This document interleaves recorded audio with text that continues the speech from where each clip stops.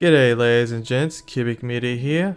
I'm on a bridge connecting the future and the past. On this side we have the ultimate bulk storage, and on this side we have the more ultimate bulk storage, which kind of defeats the purpose of calling this the ultimate bulk storage because it is no longer the ultimate bulk storage. I am of course talking about the core-based super dense bulk, which has this nice interface which lets you request entire shulker boxes of a particular item type. There we go. Each item in the interface gets you 27 full shulker boxes of that item delivered to you within 10 seconds. Now, I've already done an entire video designing this particular bulk storage, so be sure to check out that video for all the details. What I want to talk about in this video is how I went from this old design to the brand new self-assigning core-based bulk storage. This is something that happens all the time in engineering, where we take an old design and make it new again. But primarily my motivation for redesigning this bulk storage was to fix the little issues that we learned about it along the way. For example, one of the most impressive features of this bulk storage is the hopper locking controller, which is capable of locking every single hopper in order to obtain insane lag efficiency for an enormous storage capacity. But there is an inherent flaw with this hopper locking mechanism. If I was to power it like this, then go ahead and tick freeze, power this bottom one, and then make the slice unlock at exactly the wrong moment, like so. We've now gotten the entire slice stuck in an incorrect state, which keeps all these hoppers locked, even though there could be entire swathes of boxes coming into the input. The issue does eventually correct itself due to the use of this hopper clock, which keeps kicking it back into the lock state. However, in the time that it takes to wait for this hopper clock to engage, an enormous amount of boxes could get wasted. Another problem is this badly designed counter that is used for the item call. If I go ahead and request an item like so, we can see the item kick into action. Now the problem is this particular counter has lots of toggle states, and once it's finished counting, you have to wait for all these items to be put back into this dropper before it can be triggered again. This means that even though it only takes 10 seconds to deliver these 27 full boxes, it will take about half a minute to deliver the next batch of boxes. We also have the instant dropper line for delivering the items, which uses this extremely dusty instant relay. So if I was to trigger this, you can see the MSPT absolutely skyrockets while it's running. And probably what is the most annoying thing about this bulk storage is that in order to assign items to slices, is to go up here, put stacks of items in this hopper right here, and then an item in this top one. Then you have to go down to the bottom, put an item in this item filter, as well as maybe 2 stacks in this dropper. This assignment is necessary to make sure that the boxes of items get sorted to the correct slice. So obviously, this filter right here is what actually sorts the box into the slice when you put it into the input. Then down here is what handles our stock levels and item call. Having to go ahead and place all of these items in all of these locations when you initially build the bulk storage is an immense pain. So how does the brand new design improve on all of these features? Well, first of all, if I go ahead and operate the hopper locking controller like so. So once again, power this bottom piston, let it extend, and then unlock the slice at the wrong moment. And what we will see is everything unlocks perfectly fine. So what I have done is simply added additional components to extend the pulse given by the hopper locking mechanism to ensure that these pistons will never drop these blocks. The wiring is also much cleaner, with all the components making much better utilization of the space available. Our instant dropper line is now completely dustless, meaning that we trade server performance for, I guess, frame performance? Oh god, that's actually quite bad on my frames. I'm not sure if you noticed just then, But the MSPT only went up to 10, but my frames dropped all the way down to 8 frames per second. So maybe reverting back to the previous design for the instant dropper line wouldn't be a bad idea for this, if you want to save your frames. Okay, I just removed all of the pistons, which is what I thought was causing all of the FPS lag, but I've just gone ahead and replaced all the pistons with just rails and observers, and for some reason I'm still getting these massive frame drops. Alright, I've had to revert back to the older design for the instant dropper lines, which means we're going to get that spike in MSPT every time we deliver items. But given the fact that we don't get the enormous frame drops when we're delivering the items, I'd say that is more beneficial. I also have no idea where those frame drops were coming from, because I have this instant dropper line for delivering the reference items that is very similar but runs at 8 game ticks. So if I run this, you can see my FPS doesn't drop nearly as much. Yeah, even though this instant wire is basically exactly the same. Alright, let's get back to the other improvements that we have made to this ultimate bulk.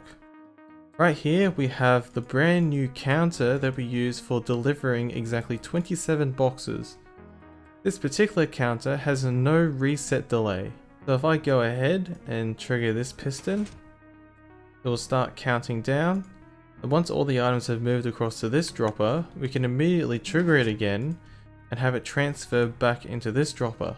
That means we will be able to send sets of 27 boxes continuously. But as for the final problem that I illustrated with the old design, while looking at this wiring, you might notice something very odd. If we take a look at the interface, we can see that this box storage is completely empty. You might also recognize this particular box sorter from my ultimate quarry sorting video.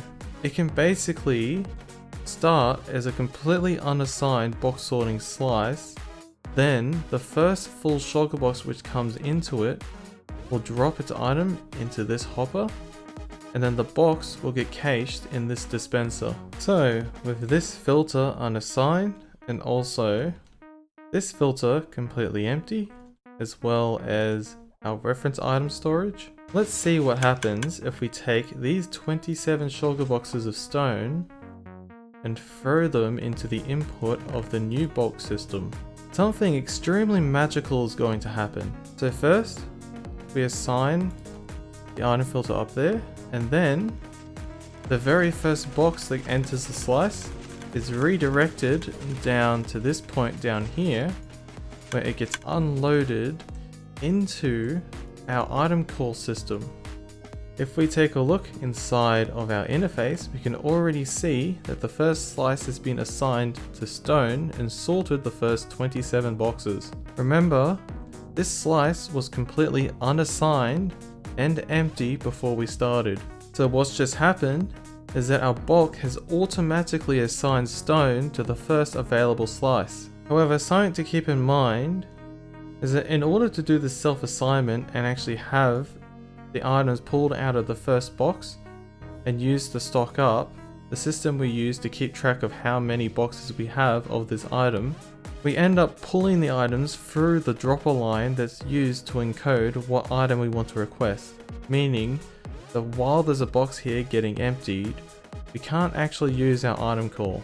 Well, bugger, we can't actually use the item call while we're assigning an item. But once this shulker box is finally empty, which takes roughly 10 minutes, we can finally go ahead and use the item call to pull out those boxes that we sorted. However, if we have a look, we should be missing only 3 boxes. Of course, these 3 boxes can be found in here, and also we had that shulker box that was used to stock up the item call system. If I just go ahead, replace our 3 boxes, put them back into the input. Now our shulker boxes will go back into their assigned slice. There it is. That is our 27 full shulker boxes of stone inside of our bulk slice. So of course, this entire process of self-assigning the bulk slice is achieved using pretty much single-use wiring.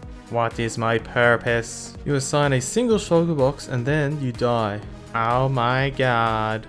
So pretty much this mechanism is only intended to work once for pushing the very first box that enters a slice into this system, which places the box down and unloads it into our reference item system. And of course, once this mechanism has been activated, I don't want it to actually activate again. So what I do is I have self-destructive systems such as this vine, which simply breaks, preventing the mechanism from ever activating again. Then you might notice that I have this moss block here with this piston and the redstone block. This is the mechanism that locks the slice when it's full. Of course, if a slice is at the point where it can be full, this mechanism is no longer needed, so we don't really care about crushing this moss block. So if I go ahead and input some more items like cobblestone, some sand, some granite, and everybody's favorite block, diorite, we can see that every single one of these items is automatically assigned to a new slice. So if an item's not able to find a match in previous slices, it simply drops into the next available slice. And of course we have all these boxes placed down, which now unload all of their items into the system so we can keep track of their stock levels. And look at that, already we have all these items assigned to the box storage. After waiting the 10 minutes for the assignment to be complete, we can now go ahead and request the items. So I just requested cobblestone and sand together, and while we're putting those back in, let's go ahead and fix up the granite and the diorite.